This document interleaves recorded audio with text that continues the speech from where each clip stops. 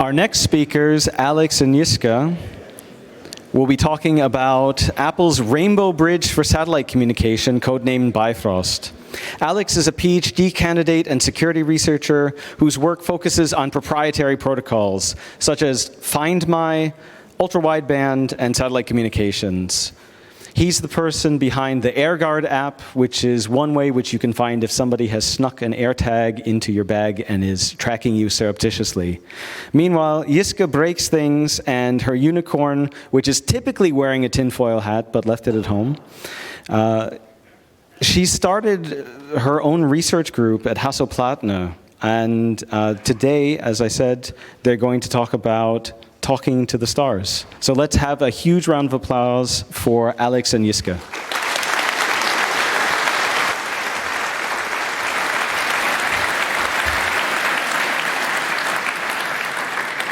Thank you for this great introduction, and also thank you everyone for being here. And this room is crowded. Wow, so there's still a few seats left. But yeah, thank you. Today we are going to talk about Bifröst, which is a code name for the satellite communication in your iPhone, if you have an iPhone 14 or 15. So yeah, a little bit about me. I have a research group at HPI, so if you want to do some research with me, please feel free to contact, or if you have any questions. And with this, I'm handing over to Alex, who is going to tell you more about the basics. Okay, so I'm Alex. I'm a security researcher and a PhD candidate at the Technical University of Darmstadt, and I like to look into new proprietary protocols. And here we looked into the satellite feature of iOS, and first we want to explain the code names here. So we have Stewie and Bifröst, and Stewie is basically a name for the satellite transmission unit, STU, and that's the iPhone, which is your Stewie. And then we have Bifröst, which is a mythological name for the rainbow bridge from Earth to heaven. It's from Scandinavian mythology, and Apple uses that for the satellite communication. So what can you do when you have satellite communication in your iPhone? So one of the main features is that in any case of emergency where you don't have any cellular service, you have the option to contact emergency services over the satellite communication. And that works by filling out a simple form that describes your emergency, and then it sends your location and additional text messages to the emergency services, and they can reply to you and ask you things back. It's not about a phone communication, so it's all text-based, but it works pretty well if you are in case of emergency. A feature that has nothing to do with emergencies, but it's also added by Apple, is Find My over satellite. So when you are out and about on a big hiking trip and you're camping somewhere outside in the mountains, there's no cellular coverage, you can share your location with your friends over Find My. In the same way as you would do normally in the Find My app, but here you have to jump through some hoops and direct your iPhone at the satellite to do that. Only thing that has to be set up here before is that you have to have a location sharing ongoing with some friends. You cannot set it up while you're on the go. Another thing that's already there is the demo mode. It's used to allow people to train how they use the satellite feature. So for example, when you get into an emergency, then it's better to know how do I actually send the message to the satellite, because there are some things you need to consider, and the demo mode trains you to do that. You can find it in the settings and in the emergency SOS. Yeah, so satellite communication needs satellites. For this, Apple uses the GlobalStar satellite network. It's a vast network that has about 70 active satellites. It's not really 100% sure how many satellites are still active from the first generation, but basically Apple has bought in 80% of the coverage of this network. And they have ground stations and transmission units. The iPhone is one of these transmission units, so when you send a message to the satellite, it will forward your message to the ground station, which has an internet connection and then can do anything that's needed with the incoming message. And the cool thing here is that these satellites, they have been based in a designed in a future-proof way. They are basically called bent pipe satellites, so your message goes up and then it's like a bent pipe and it's just directed down. So it doesn't matter which encoding scheme or which modulation scheme is used. Apple can use the most fancy and current version, and it will still be compatible with satellites that have been launched 20 years ago. They're also called mirrors in space, so you can also imagine that as a metaphor for it. And when you send your Find My message, for example, to a satellite, then that satellite will just forward it to ground station. And there are about more than 20 worldwide. And this ground station receives the signal, and there's an Apple server placed there. So it goes directly through the internet to iCloud, and your friends, they can access the location from the internet. So that's how the satellite communication basics work. And now it's about how did we actually go and try to reverse engineer it. Yeah, what reverse engineering options do we have? I know today there was a talk that I think they released a bug that will be useful for jailbreaking iOS 16 on iPhone 14, but when we did this research, this was not available to us. So what could we do on a non-jailbroken phone? So at least we can do static reverse engineering and stare at the logs. And Apple has a very useful tool that helps us with this. So there are so-called profiles or debug profiles that you can install on a non-jailbroken phone and increase the log verbosity. With the baseband debug log, you can even get all the bytes that are sent from the baseband daemon called CommCenter to the modem to instruct it to do certain things with the satellite. So here you can see such bytes from the log, but it still doesn't look very readable. So yeah, we get the bytes, but what do they mean? For this task, I had a very skilled student, Lucas, who is also giving a talk on the day 3 about rogue base station detections with just stock iPhones. And he developed a Wireshark dissector for QMI, including all the proprietary messages from Apple. So not just standard baseband, Qualcomm public QMI stuff, but really the internals that you need to understand the satellite communication. So your 5G modem will not only send 5G signals in the iPhone 14, but satellite signals.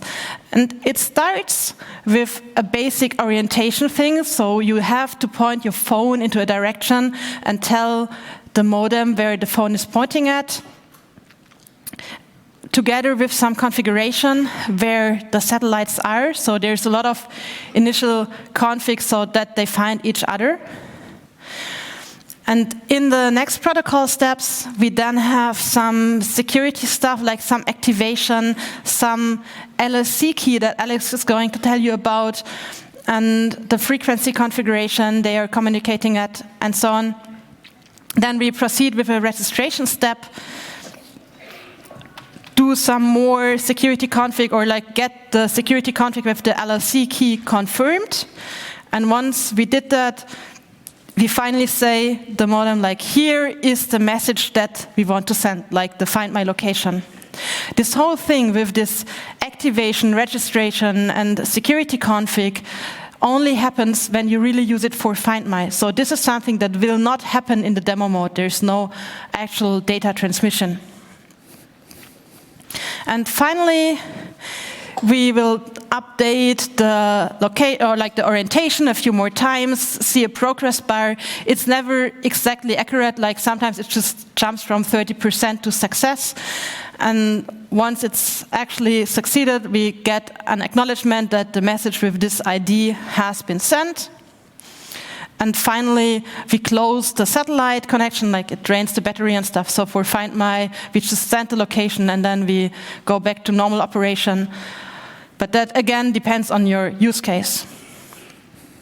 So yeah, we have this dissector. We can look into it a bit, but still, like, this doesn't feel like reverse engineering so much. Like, how does it work internally? What did Apple do? And what can you do without a physical iPhone 14 jailbreak? Well, at least you can try Corellium. Here, because of the software configuration, the phone would think it has some sort of satellite features, even though this is like, it doesn't have a physical modem. But at least it thinks features are there. Luckily, we also got a security research device from Apple, but when you apply, you will always get the model from the year before. So we only had an iPhone 13 mini, which has no satellite feature. But it would be great if we can make this one think it would have satellite, so that we can do more testing together with stuff that we learned from Corellium. And for this, I'm now diving a bit into very technical internal components. So Alex told you can test the demo mode in the settings. So you get this special button in the preferences. And if you click on Try Demo, then there is an XPC message being sent to Com Center, which is like the baseband daemon doing all your telephony stuff, calls, internet connection. And this, in turn, uses a URL scheme to open an app with an argument like, this is the emergency tryout. And then Com Center and SOS Buddy will play a central role where both of them communicate with each other. So SOS Buddy is more like the UI, and Com Center keeps the state with the satellite connection. And even if you have the SOS Buddy app in background, Com Center will just keep going with those updates, and you might notice this pizza icon. So I think Apple was running out of wireless symbols or something. And yeah, so we have pizza since iPhone 14. And I had this idea, okay, so basically it's an URL scheme. We open URLs. So I just take a non-jailbroken phone, I make my own app where you can just open all the URLs that I statically reverse engineered directly.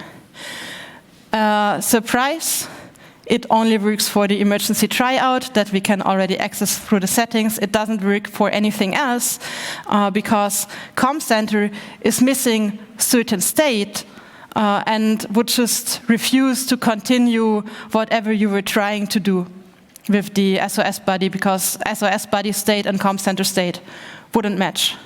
So I was like, okay, how can I fake all of this until I make it to have a research device where I can look into this? So I had an iPhone 14, no jailbreak, but actually the modem that talks to a satellite. And I had a security research device.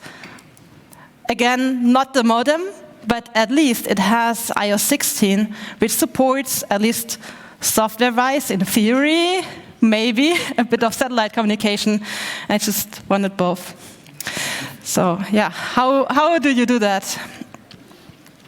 Did you know that your phone has a radio personality? And the radio personality would tell the phone which features the radio has. Like, does it have satellite? Does it have 5G, 4G? And when this personality is created, you can look into the code, do a bit of reversing, naming things. You would figure out it loads the feature configuration from multiple places. One of them is, I guess, also very well known around jailbreaking, which is from libmobilegestalt. So this is a property list that basically tells a lot of properties that your phone has. And from here, we get a couple of properties like a hardware config, which is just a number that describes the model that you have, a bit more abstract, plus the actual name of the iPhone model that you have, and so on. And then there's a second thing where it takes certain capabilities off, which is the feature flags. And the feature flags are, again, just a property list that here say specifically core telephony Bifröst. So here's one of the many instances where we have some names. And yeah, so these two things, if they exist, we seem to have satellite enabled. So this is what I observed on Corellium and just try to reproduce on a research iPhone 13. on my first try, I was, okay, just replace the property list. But the issue then is that the iPhone 13 would try to load an iPhone 14 firmware that is not there, and even if you put it there, then like it just wouldn't really work, too many dependencies and stuff. But if you hook things up with Frida, then you can replace only the hardware config version in exactly this place and not the other places of Com Center, and that would help with the initialization of this radio personality. And luckily, on an iPhone 13, there's already the Bifröst feature flag. So in software, like almost everything is there.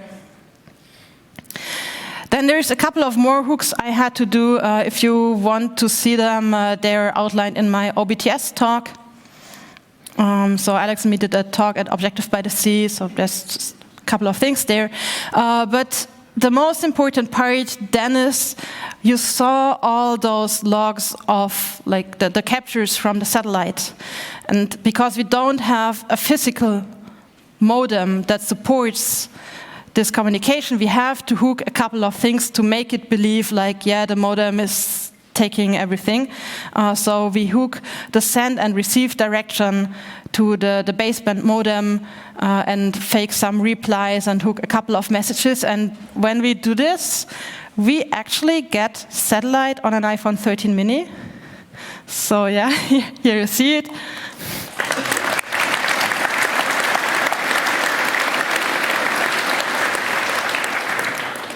So obviously this is not being sent to a satellite, but that's also a feature because now we can experiment with this without causing any emergency. So for me, that's a good thing.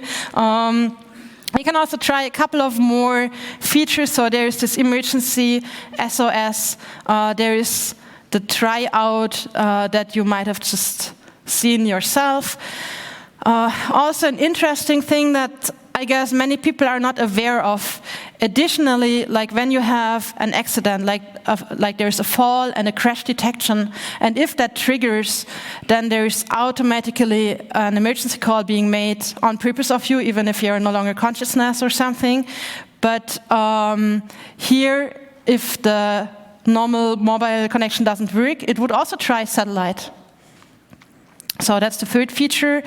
And last, there is the Find My, which is also like working very nice, and I got this to like really believing the phone that the location has been sent successfully. So yeah, that's all modes, and we can trigger them, we can research them, but now you might ask, okay, what doesn't even help if you don't have like a physical modem and just the phone with everything mocked? What kind of insight does this give to you?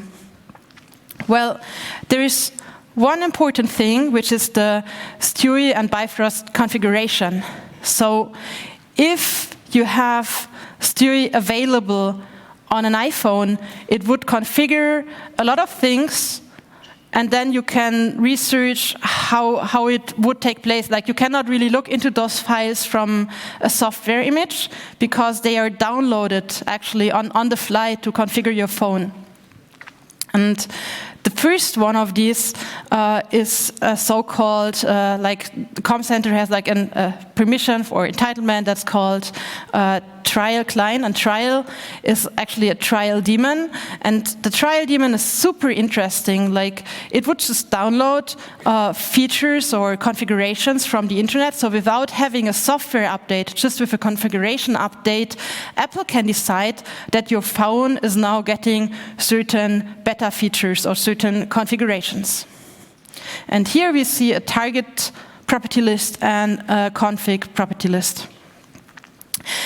Another thing this is what we see then. So here is some plotted version of the target property list. So we see actually where the satellites are. The config also contains like where ground stations are and a lot of other things. I think these two-line elements, they are only in there for around 30 days. So every now and then you should go online with your phone for this to work and to refresh the configurations. Another configuration there is that Apple tells you in the config property list in which countries and on which channels you can use the emergency over satellite features. So it's more like a software configuration, not really like an actual update. The last thing that's downloaded on the fly is even more interesting.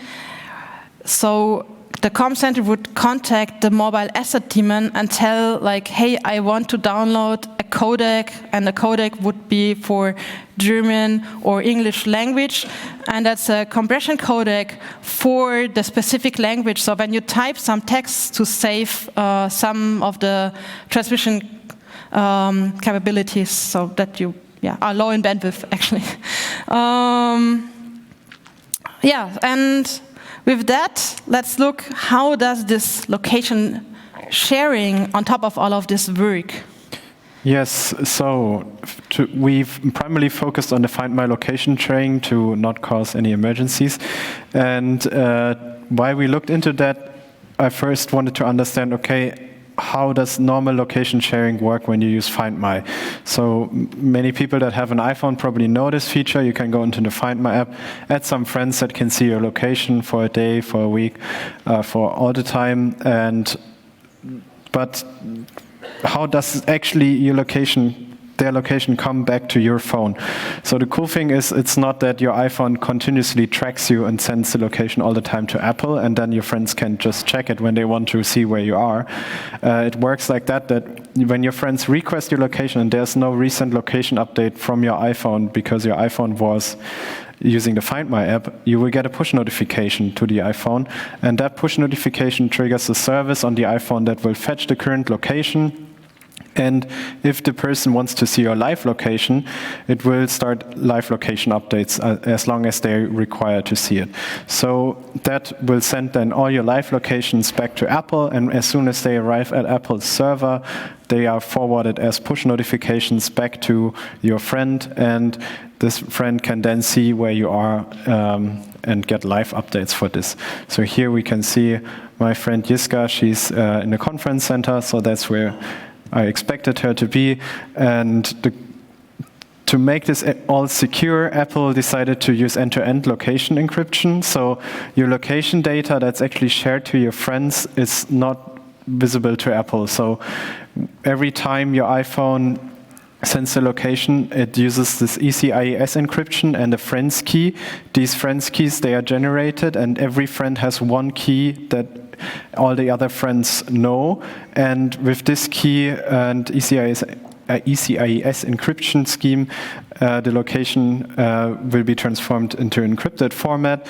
And in the background, ECIES is basically just a term that describes a range of encryption schemes, and in the end, this will be just AES in the GCM mode, so it's also secure from this side. That's a good idea, but how does it then work when you want to share your location over satellite? Because there are different problems. You cannot send maybe the full location data because it's too much data. And Apple has thought about this, but they also need to secure the satellite interface, because if I can just send anything to the satellite and the satellite will be overloaded, it's impossible for the people to use it for location sharing. So for this, they have these LLC keys, and they are generated up front. So that's an interesting thing we saw as soon as we onboarded our iPhone 13 mini to have the satellite features. It started generating these keys, and we saw them in the iOS keychain. So these keys are generated on your iPhone securely in the Secure Enclave chip. They never leave this chip. But of course, you can export a public key or use these keys for signing or encryption. And that's done during the initial provisioning. So for this, the iPhone needs internet access, because these keys are all shared with Apple. Your iPhone, I think, generates 30 of these keys, and each key can then be used for one satellite communication. And so to sync them, all the keys are uploaded to Apple, the public keys. And then Apple generates one unique key for each of your keys and sends them back. So you get a range of public keys from Apple. Your iPhone saves them alongside the keys that it has generated securely on its phone. And then you can see in the keychain, they are labeled Apple Com Center LLC. That's your private key.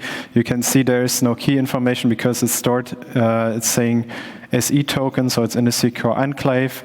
On the right side, you can see public key from Apple, where you can see actual key information. And you can see that the key label matches on both sides. So you have one server key from Apple that is matching your private key. So what can you do with that? There's a very simple scheme. Elliptic curve Diffie-Hellman is used to generate a shared secret, which can then in turn be used to encrypt data, for example. So now you want to start and transmit your location to the satellite. So the next step that Apple has thought about here is they were like, okay, we need to reduce the data size, so they use a format called light location. In a light location, you still have latitude and longitude and an accuracy value, but you are not using double, you just use int32 values, and to do that, they just multiply it and convert it to an integer. And in the end, it's just 9 bytes of data to share your full location. But it's obviously not having your current speed in there, it's not having your elevation and things like that. So how does it look like? It's very simple. You just convert it, and then you have an integer value you can share. That's a scheme that's actually used in the AirTag, so it's not something Apple just made up for this one. So every time your iPhone encounters an AirTag that someone has lost somewhere, your iPhone will also generate a light location information and send that to Apple. And that's obviously not done to save bandwidth for the internet, it's done to save bandwidth on Apple's side. They don't want to have loads of location data in their database. It's enough to just have a very simple format here. So then the satellite transmission goes on. You have the friends key that we already know. It's saved on your iPhone, the light location, same encryption scheme, and then you have the encrypted format. Then your phone needs to transfer this to the satellite. So first everything goes to the modem, including your LSC keys, and then the modem does all the magic, sending it out to the satellite. Here, that's one area of active research, because Qualcomm modems, they're not ARM-based, so it's quite difficult to find out what actually is happening with the data, how it is sent out. Maybe they're doing some formatting on top of it, but that's what we're currently looking into. So then you have uploaded your location to the satellite. It's going down to the ground station and then to Apple's cloud, so your friends can access it. And that's basically how the location sharing on Find My works. Then when we go to emergency SOS services, there are different things to consider. So how do I actually start that? Might be interesting for you. So when you try to call emergency services and you don't have a cellular connection, your phone will try to use other cellular towers from not your operator. But then if they are also not available, then you will get a screen like we see here on the right side, where you can go to emergency text and you can start texting the emergency services. Or what happens when you have an automatic crash detection. That's what we see on the right side. It also starts to call emergency service automatically, but if that fails because we don't have a connection, it will try to send out a text over satellite immediately. And the cool thing here is it actually transfers additional information, because there's more things that are needed for emergency services. They want to know, obviously the whole questionnaire is going to be transferred, then all the text that you're sending. There's the initial text, what you can just see here, but then you go into a chat window so you can add more information. But also it always transfers your battery in a range. So if your battery level is known to them, so they know, okay, your battery is below 10%, so you might go offline anytime. So then they can use that. And then also location updates are sent continuously. And these are more accurate because you might be on the top of a mountain. So elevation data is relevant here. So it's also sharing that with the emergency services. But all this is using a very packed format. So they use a bitwise writer that writes each single bit to save as much space as possible. Then we thought, okay, how can we, or could someone misuse this satellite feature? Of course. Don't clap. Not yet. So what would be possible to do? So obviously we want to send messages for free because we have an ability that we can always use. We can share the location to our friends. It can only be used every 15 minutes, but we can still maybe send some text over this. Then the bandwidth of satellites is limited. That's why Apple is enforcing this 15 minutes limit. They have millions and billions of users, but obviously not all of them are doing location sharing over satellite all the time. But they have to limit it to some point to just keep the satellites working. So how could we then use text messages on location data? So when we have location data, we have values in the latitude from -90 to +90, and in longitude from 0 to 180.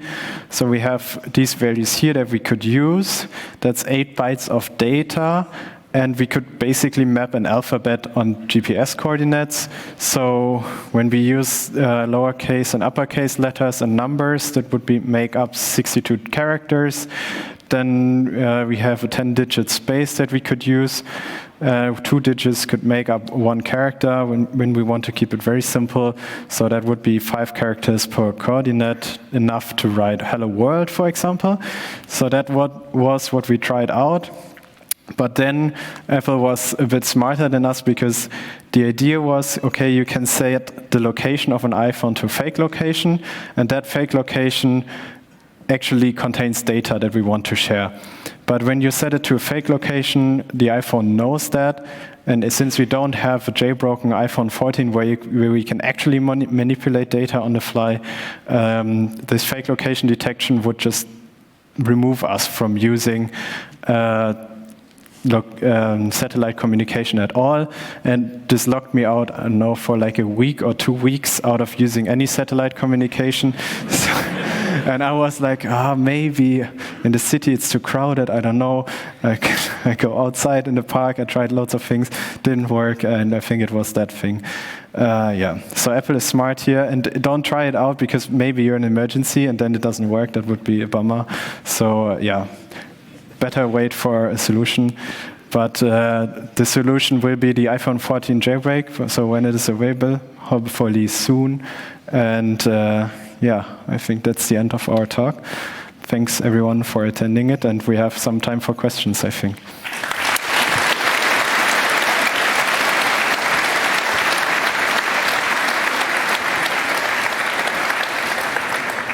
Great. For those of you in the room, you can see we have 4 microphones, 2 on the left and 2 on the right. Your left is not my left, but it doesn't matter. We'll figure it out. For those of you on the internet, we are monitoring Matrix, we are monitoring Mastodon in the Fediverse, and we're monitoring IRC. We are in the Granville room, so use the appropriate hashtags and IRC channels there. We have we have a bit more time than we thought, so we have about 6 minutes for questions, and let's start already with microphone number 1. Hey, hello. Thank you for the talk. So my question is, you mentioned you're using AES GCM, but AES has a block size of 16 bytes. So I'd expect them to always be sending 16 bytes by satellite, right? So do they do that, or is it really just sending 9 bytes? They actually send just 9 bytes as far as I know, but there is more data to be sent. For example, they also have to share the public key they're using for the encryption for the friends public. So ECIS also generates always an ephemeral public-private key pair. So the public key pair that's generated, or the public key of that pair, has to be shared as well. In the end, they are sending 83 bytes of data for this. But I think for the AES GCM, they keep it to the 9 bytes. Don't pin me on how or why. I didn't look into that. Okay, thank you. All right, let's go to the other side of the room in the front. It might be a naive question, but since this is a redirector satellite, as you said, have you tried just sending in more data? Maybe they just pass it through just as well. That doesn't work without a jailbreak. Yes, but assuming that you will have the jailbreak and the reverse engineer what happens, and you would re-implement the protocol just without the iPhone, for example. If you wanted to... Yeah, it's difficult to say because the satellite is just a bent pipe. So the whole logic of how things would be blocked or something is like all in the closed implementation on Apple's end. Yeah. So it might work, and we also tried to re-implement it without the iPhone, but the problem is the modulation here. Yeah. So we probably know which kind of modulation it uses, but we haven't managed to demodulate or modulate our own signals in this. Okay, thank you. Yeah. All right, before we go to another question in the room, do we have any questions from the internet? And please, as you're leaving the room, try and keep it quiet so we can finish the questions and take any bottles you find or trash. We do have a few questions from the internet, however, some of them may already be answered. So the internet is especially interested in the details of the physical communication with the satellites. So if you can go into any detail there, do we know the frequencies, the size of the messages, and any, would it be possible to look at the signal with, say, an SDR receiver or something like that? So yes, it's possible to record the signal with an SDR. We did that. It's around 1.6 gigahertz, the frequency. That's the normal frequency for all ground to satellite communication. So that's where you would expect it. And you can find more information about, for example, which modulation scheme it uses in the FCC reports from Apple. So there is some information there. So it's also possible to record it, probably possible to send it, but the problem is modulation is not always easy, so there's some things to be done to finish this. Yeah. Microphone number 1. Yeah, you mentioned that you create 30 encryption keys and share it with Apple. Do I assume correctly that after using those and not having internet, you can't send any more messages out?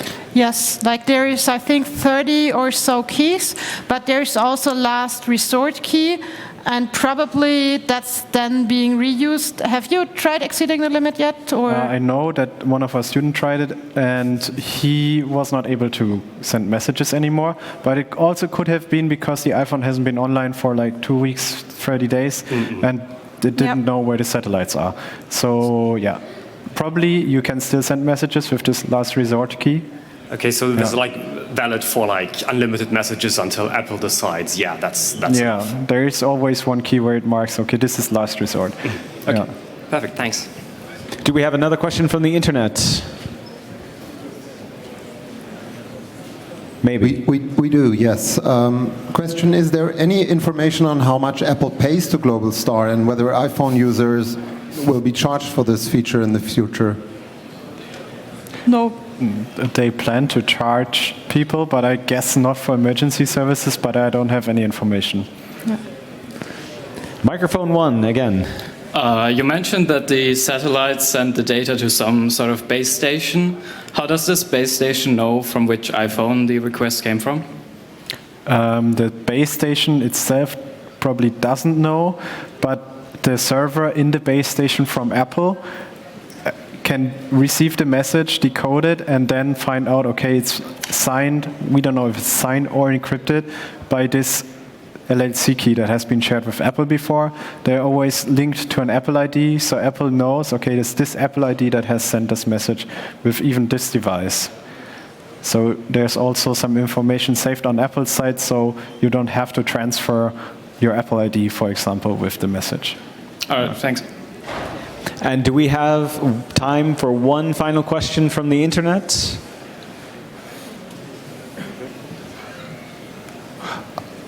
Maybe one question is if I send the public key to Apple, which is then forwarded to my friend, can't Apple generate its own key and send their own public key instead to my friend? So basically do a man-in-the-middle attack to that communication so that they can decrypt their location, the location sent. Depends on how they share the keys, I would say. So I haven't fully found the place where the keys are actually being generated and shared. I just know they exist, and when they change and when they do not change, for example, they don't change if you leave one of your friends is kicked out of your friends list. No, then they are changed. But when you add one, then it's not changed. So things like that I know, but I don't know how they are generated. So I cannot say if Apple could sneak in there. All right, let's give a warm round of applause and thank you for Alex, Jiska, and Jiska's unicorn.